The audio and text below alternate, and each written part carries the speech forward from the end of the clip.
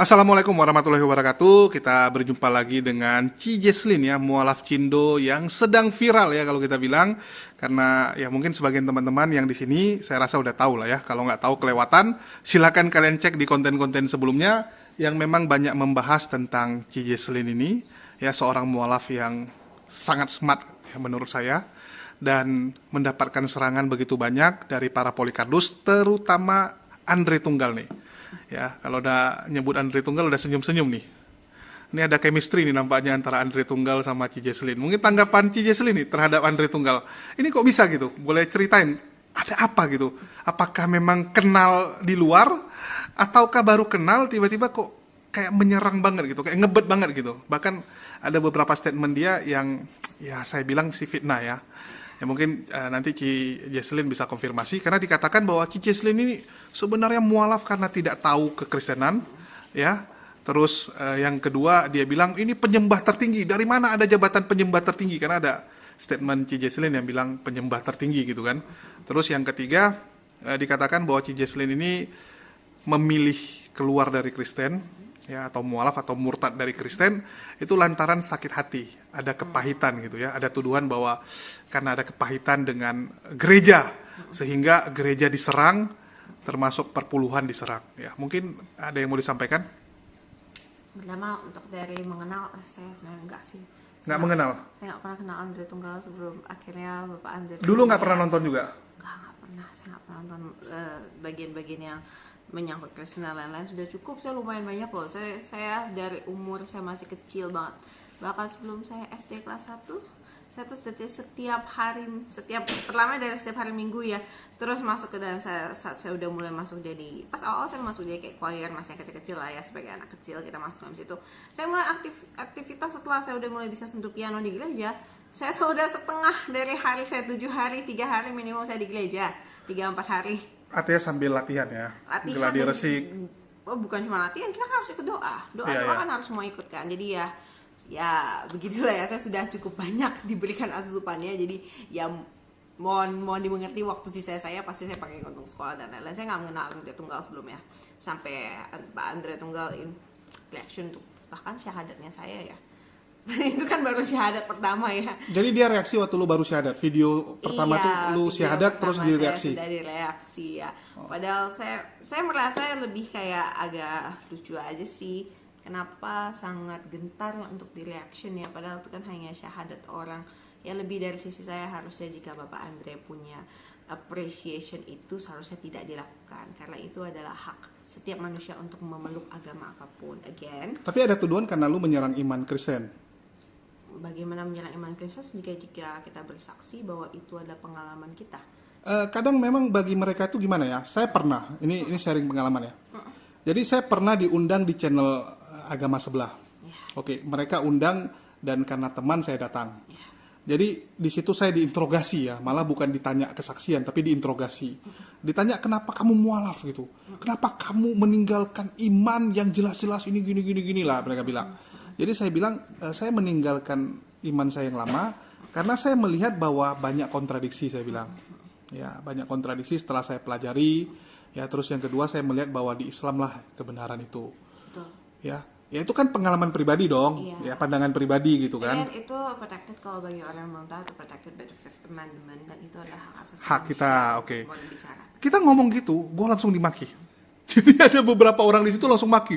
Kamu tidak ngerti iman. Kamu tidak tahu ini gini. Dan harus mereka bilang, kamu tahu nggak malah di Islam itu yang salah. Perlu saya buktikan sekarang nggak gitu. Jadi saya bilang sama hostnya yang ngundang saya, ini kalian nanya kepada saya, ya kenapa saya mualaf, saya ceritain, kok ngamuk saya bilang. Kamu nanya, ya tentu saja ada alasan kenapa saya pindah. Betul. Ya, yaitu saya melihat bahwa tentu saja di agama yang baru ini lebih benar. Nggak mungkin saya pindah kalau ini yang salah. Sesimpel itu gue bilang.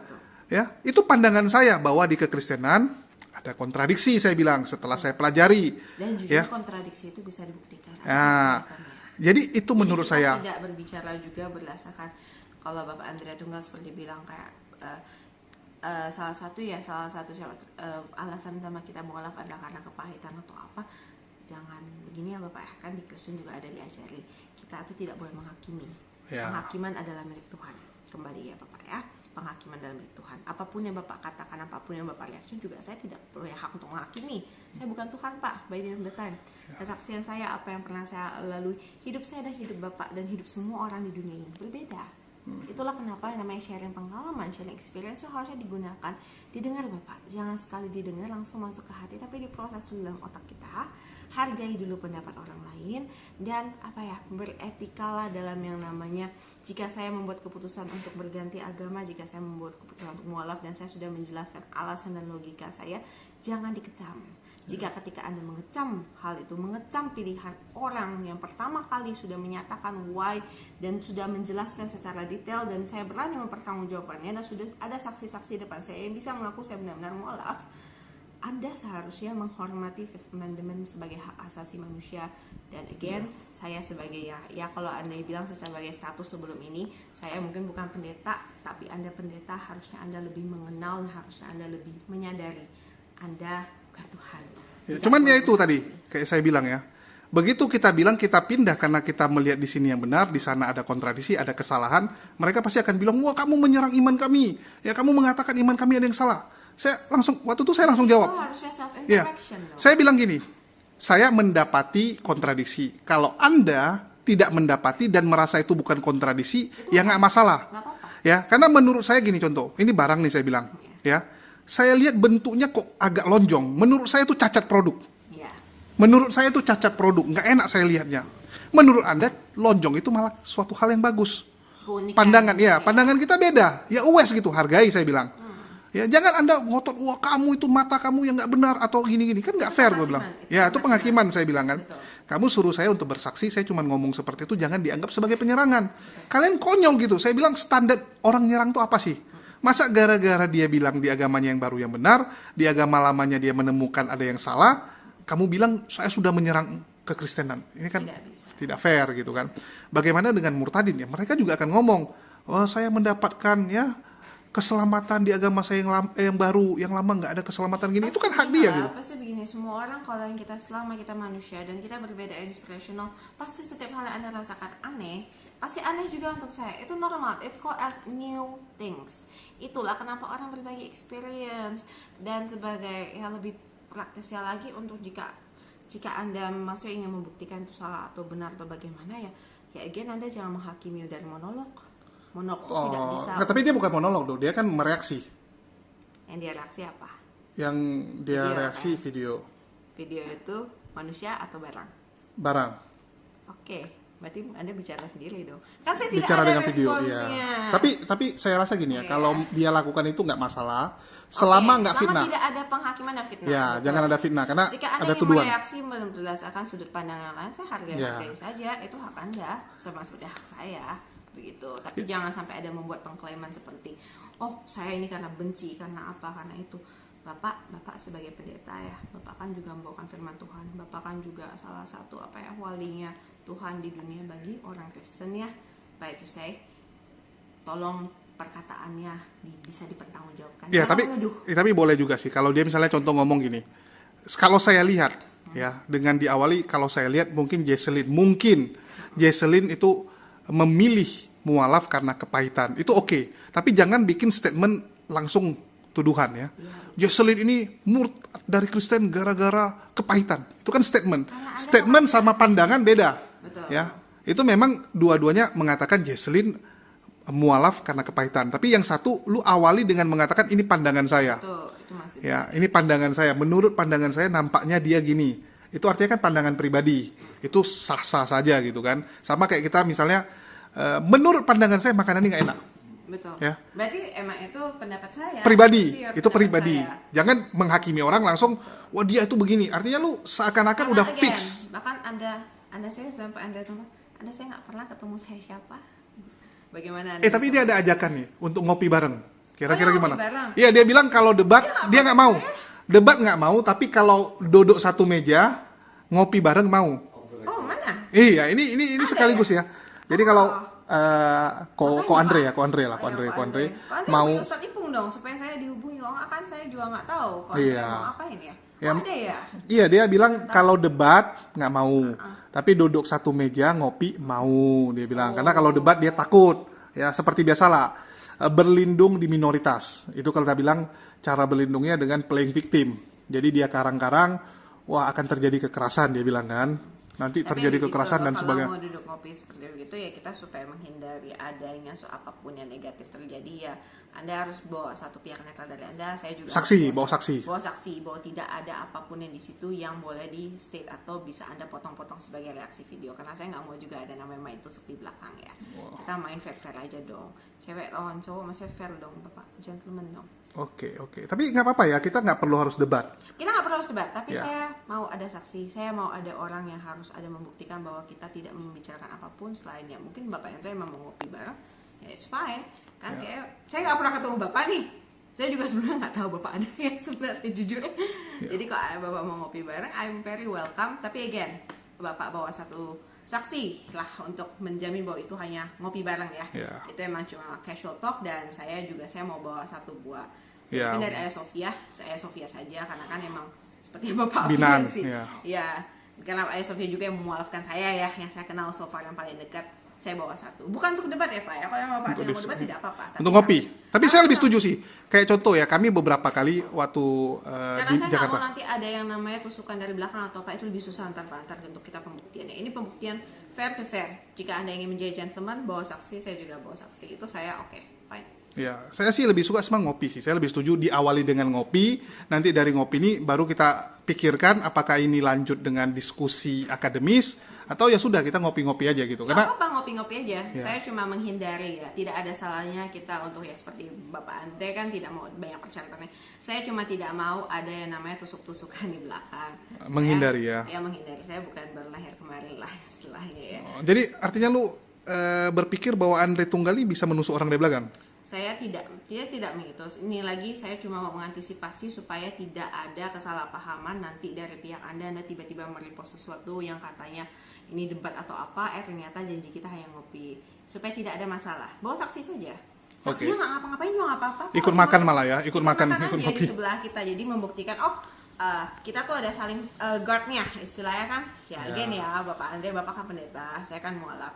Saya ngerti lah perasaan pendeta jika ada jemaatnya yang pergi pasti ada sakit hati, atau misalnya Anda mungkin agak merasa Ini pandangan pribadi ya, bukan ini menuduh. pandangan pribadi, Bukan menuduh, tapi pandangan Tapi lu saya melihat dia. mengerti, saya bisa Ya. mengerti pendeta akan sedikit merasa tersakiti kok Anda meninggalkan. Itu pandangan pribadi saya. Saya bisa mengerti itu kenapa juga adanya saksi di pihak Bapak untuk memastikan bahwa percakapan kita ada percakapan yang casual, dan ada saksi di pihak saya juga supaya memastikan tidak ada percakapan-percakapan yang dimana kita membandingkan dan menyerang. Oke. Terus masalah penyembah tertinggi nih, ini yang cukup konyol sebenarnya sih. Kenapa bisa ada bahasa itu sih? Penyembah tinggi lebih ke istilah karena di mimbar ya. Bagian di mimbar, penyembah tinggi itu ya memang kalau penyembahan emang siapa yang pimpin sih, kan bukan pendeta yang pimpin Pak. Iya, worship leader. Iya, sorry itu saya Pak Pendeta, tapi Bapak Pendeta kan memimpin bagian khotbah.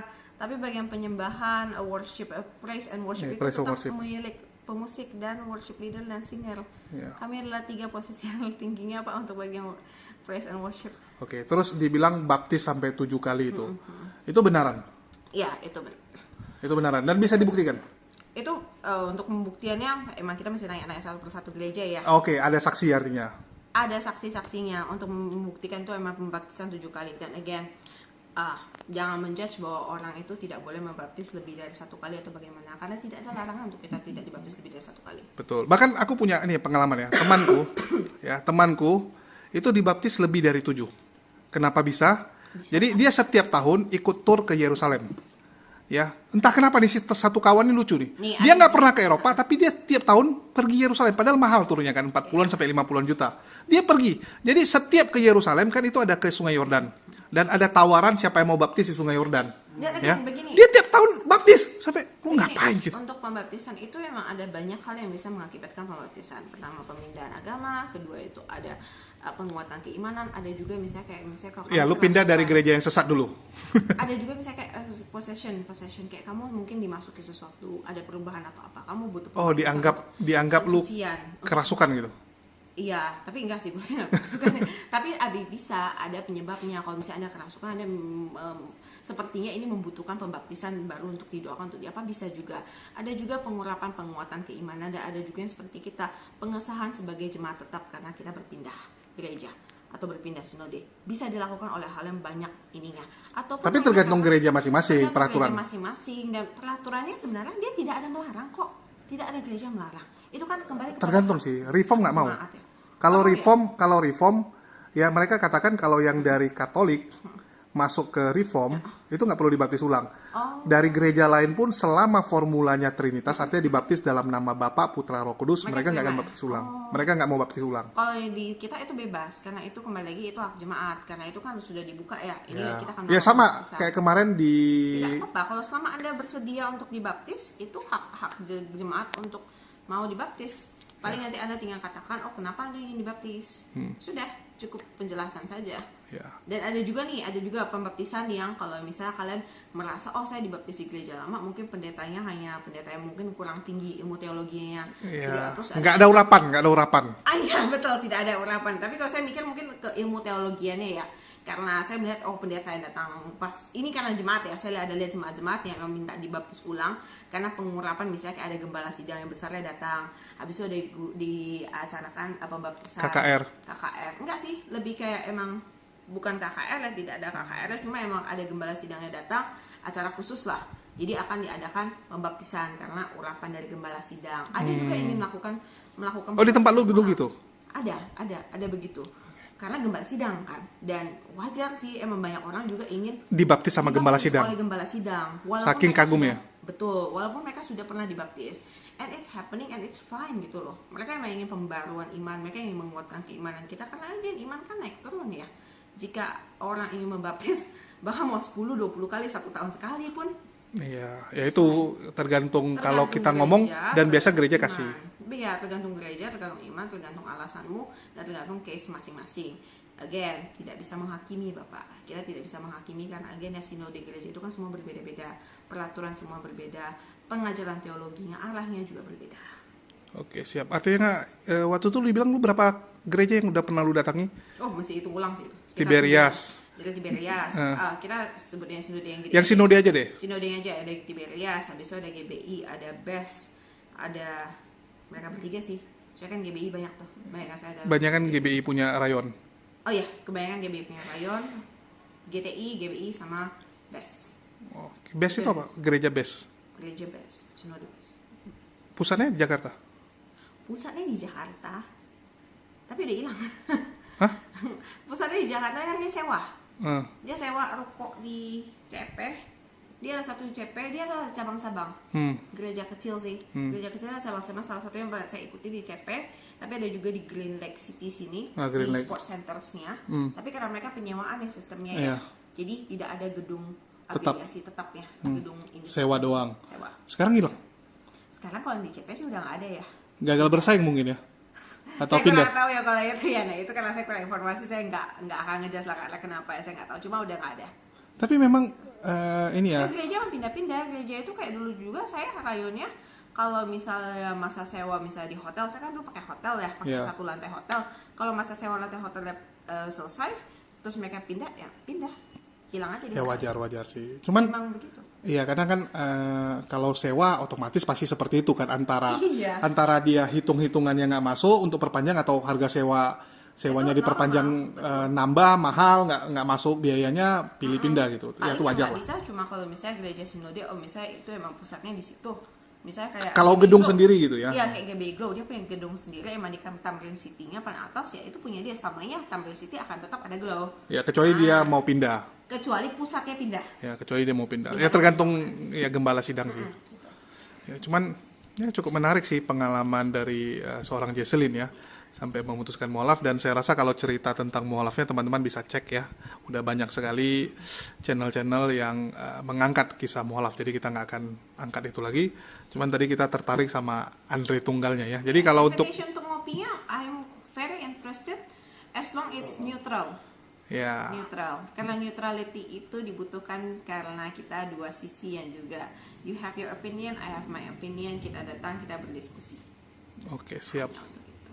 Oke, jadi kalau kita tanya nih, Ci Jesselyn ya, ini kan sudah seorang muslimah, ya, artinya benar-benar sudah sangat pede dengan agama Islam atau sebenarnya masih sambil belajar?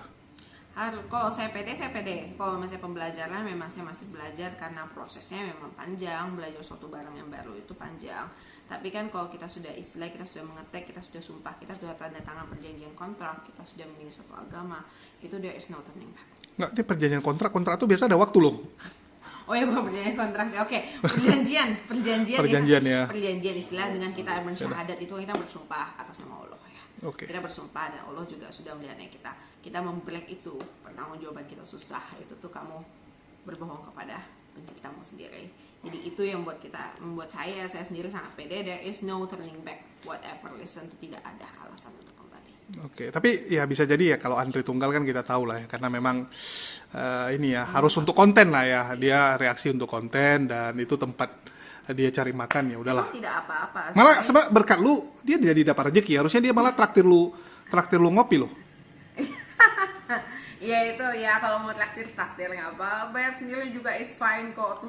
Nggak, kalau aku pribadi ya, ini Andre Tunggal ya, kalau dia dengar malah aku sangat pengen traktir dia. Sama seperti Luga ya, dulu aku Luga tuh sering sekali ku ajak ke Medan, kita biayai hotelnya dan sebagainya, karena ya kita nggak bisa pungkiri dia berkontribusi.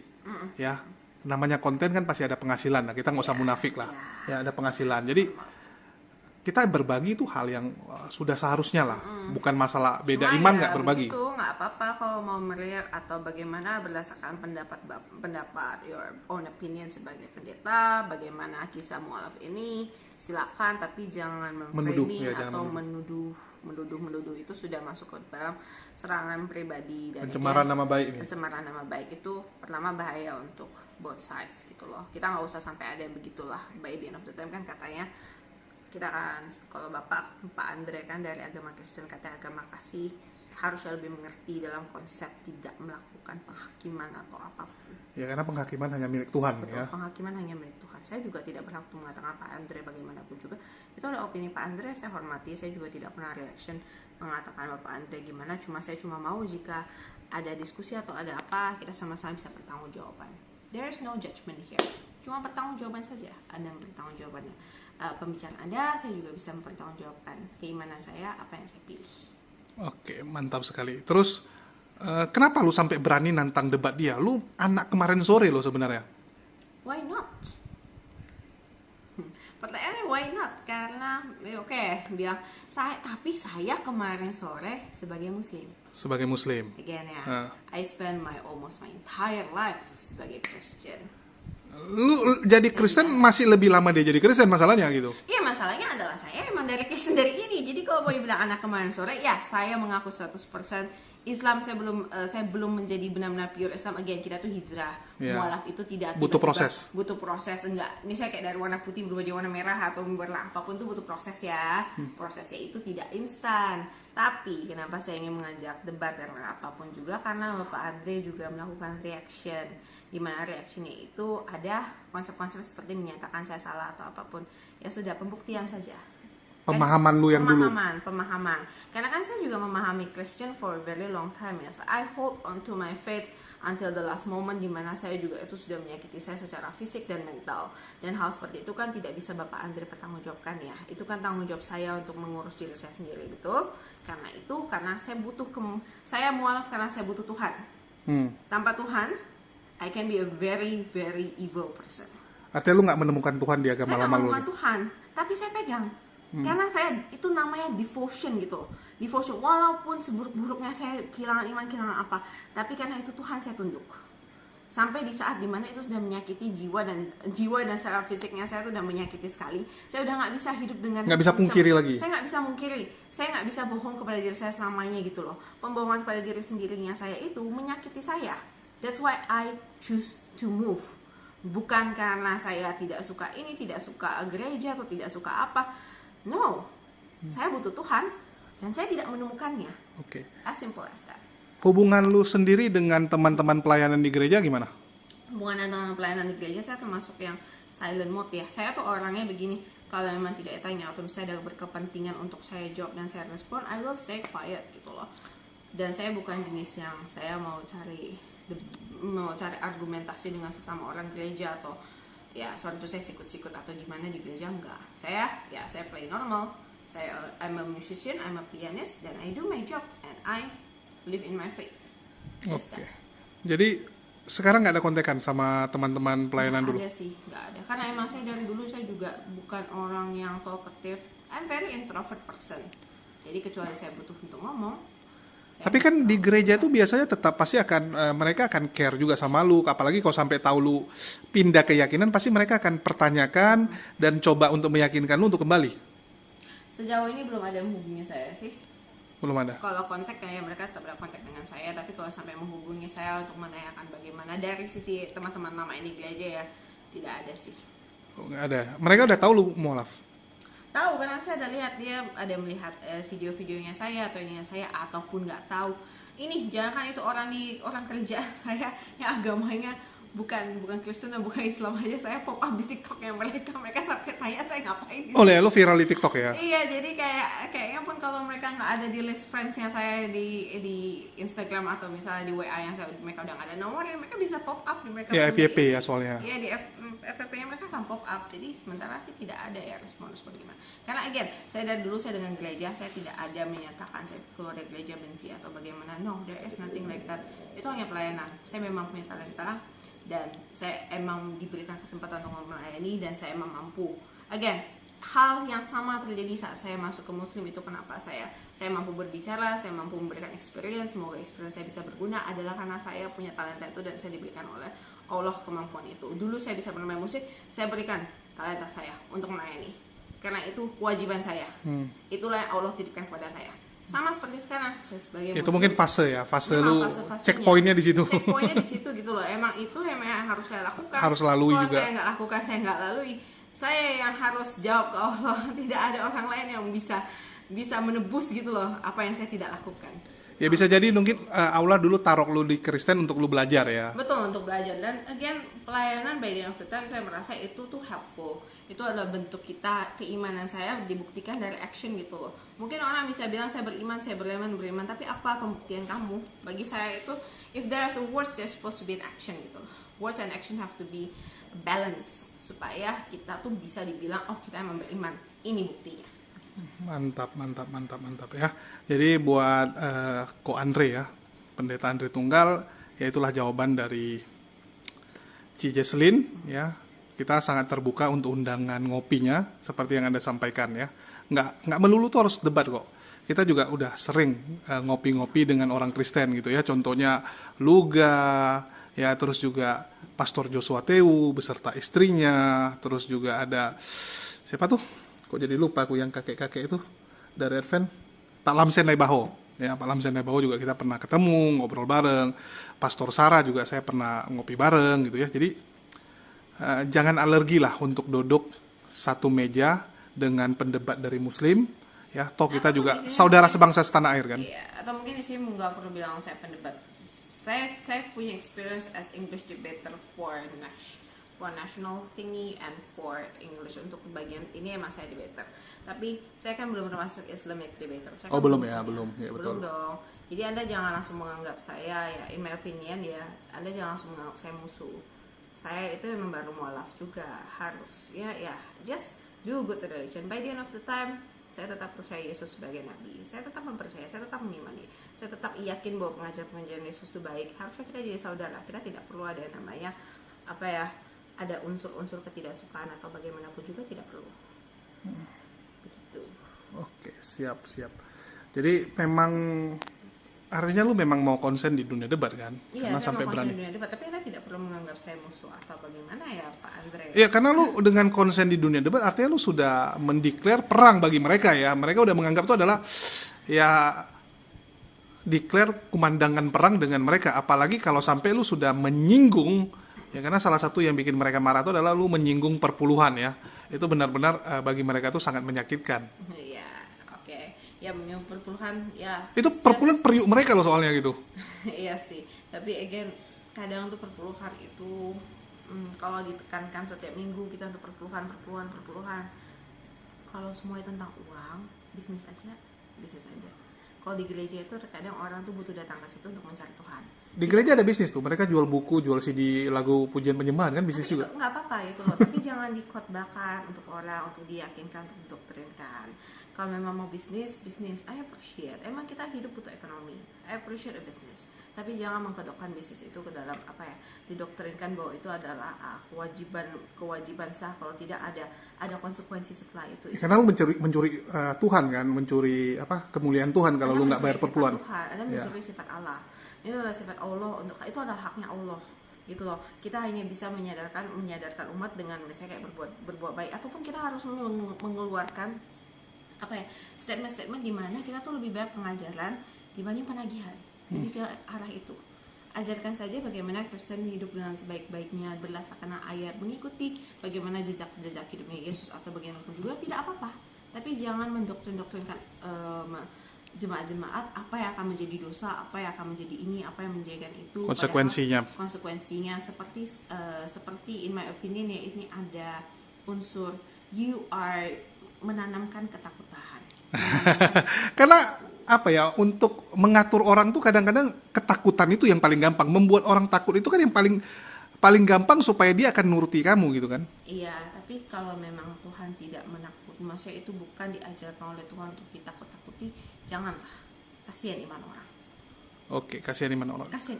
Terus ada orang bisa runtuh soalnya karena hal ini. Jadi banyak sih. Oke, kalau misalnya Anda bilang hak perpuluhan adalah hak gereja, fine, it's fine, nggak apa-apa. Saya ngerti bahwa gereja membutuhkan pendanaan, everything membutuhkan pendanaan. Tapi jangan merusak keimanan orang hanya karena pendanaan itu. Oke. Kasihan orang yang mau mencari Tuhan, kasihan orang yang datang ke situ sengsara hanya karena Anda memikirkan semua 100% perpuluhan. Lebih baik Anda pindah ke dunia bisnis. Semua hal itu sah untuk dilakukan di dunia bisnis. Oke. Dulu lu worship leader, pemain musik. Lu dapat persembahan kasih atau dapat gaji? Persembahan kasih. Lu cuma dapat PK? PK dong. Gaji nggak ada? Enggak. Gaji tetap nggak ada? Enggak. Artinya lu juga ikut menikmati dong uang perpuluhan itu. Kok lu komplain? Persembahan kasih again. Jika yang gereja memberikan, gereja menawarkan, why you can reject? Kalau gerejanya nggak ada perpuluhan, nanti dia kasih lu PK-nya cuman 10.000. Ya, it's fine kalau misalnya emang itu saya datang ke situ emang pelayanan. Some of it tidak membayar selalu full. Again, namanya persembahan kasih ya. Tidak semua angkanya itu sama. Dan bagi kami yang bagi pemusik, sorry to say, PK dan kami latihan dengan saya les dan lain-lain tidak memenuhi. Jadi kalau memang saya ingin menagih atau apapun kalau mau cari duit mending yang lain. Mau cari duit ya. Saya rugi 100%. Nggak sebanding. Saya tidak sebanding. Yang saya berikan hanyalah memang karena itu kewajiban. Ini artinya lu kesal sama gereja gara-gara gaji lu kecil nih mungkin atau PK lu kecil nih. Nanti ada tuduhan gitu nih. Enggak sih, enggak ada. Saya enggak ada tuduhan kayak saya harus mengejar PK, harus mengejar apa. Kalian mengejar saya karena sekalian ingin memindahkan saya dari satu gereja ke gereja yang lain.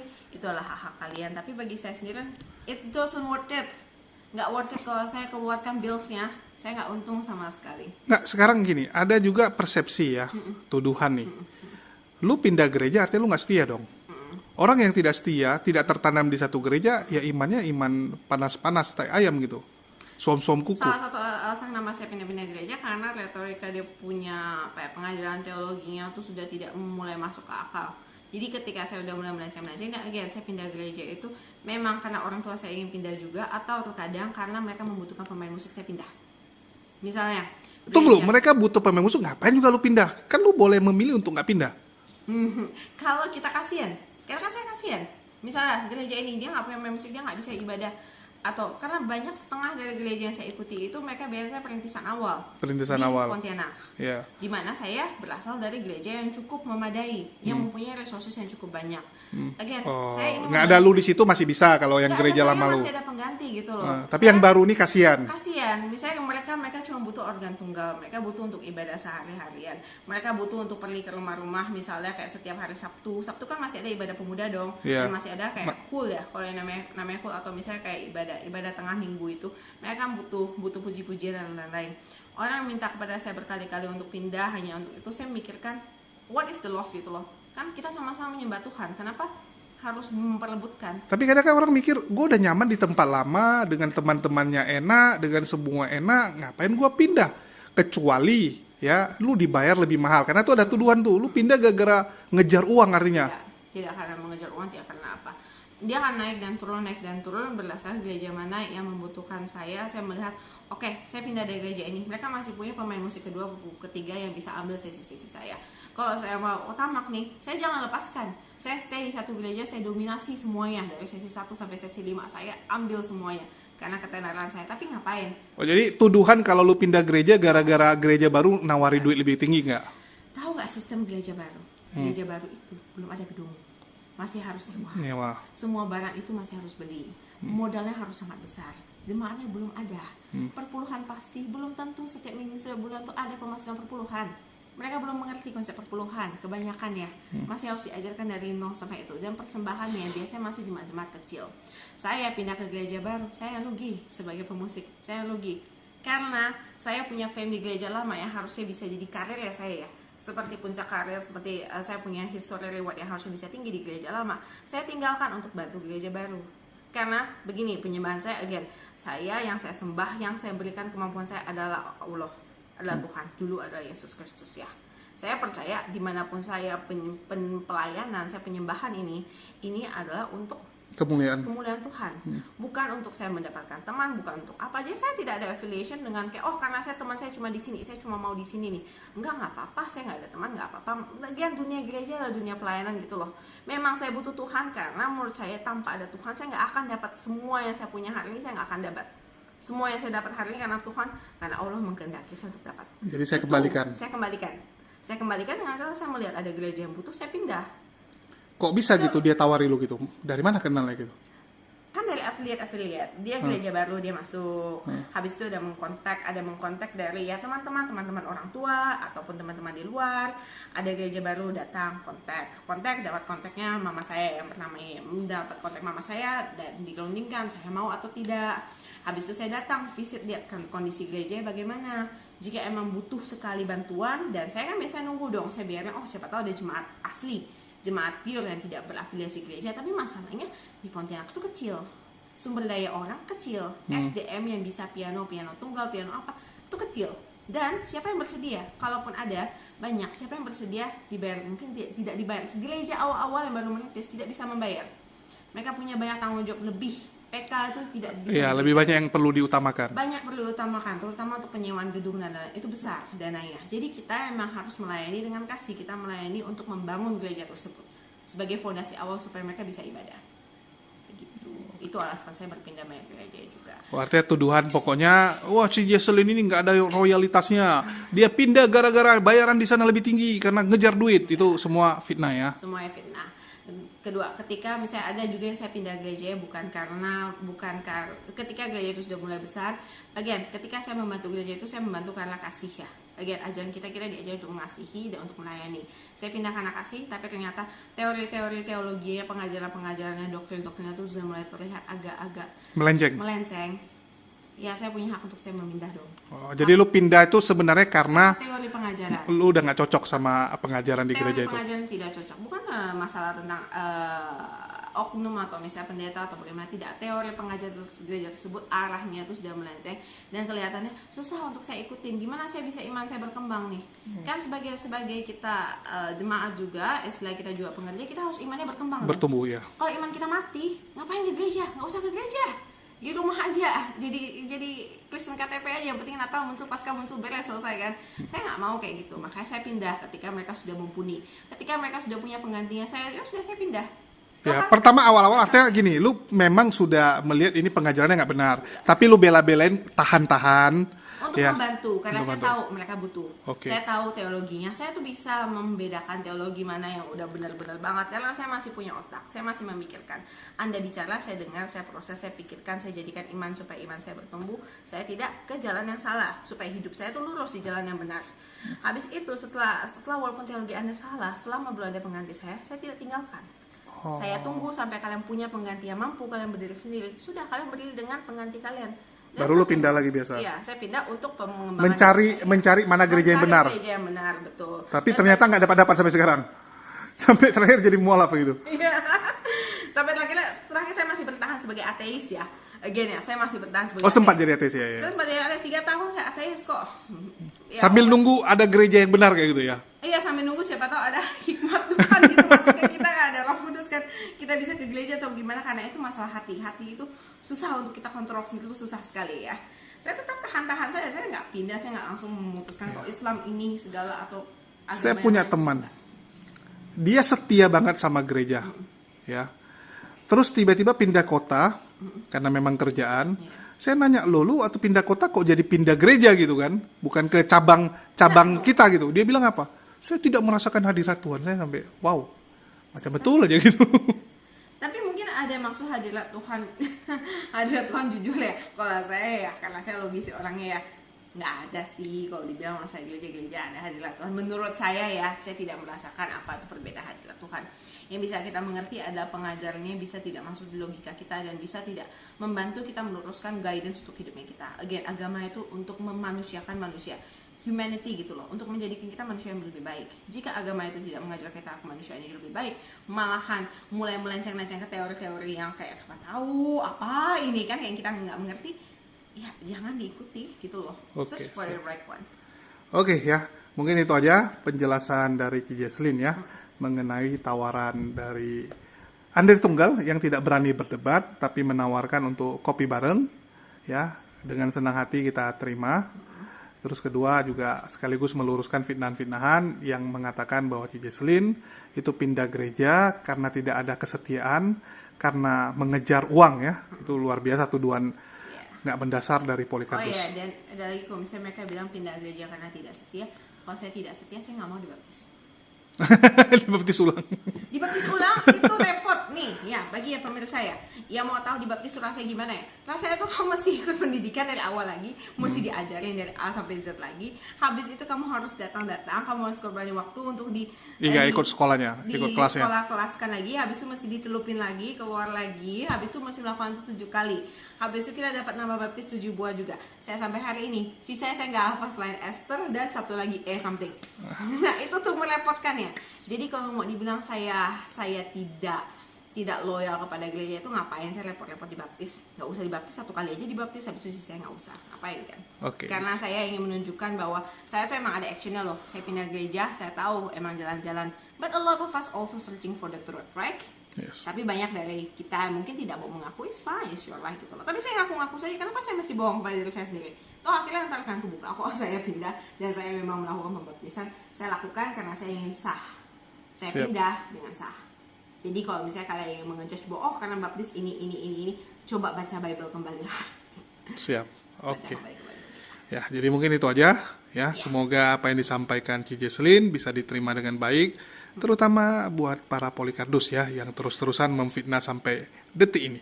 Oke, sekian dari kami. Wassalamualaikum warahmatullahi wabarakatuh. Sampai jumpa di lain kesempatan.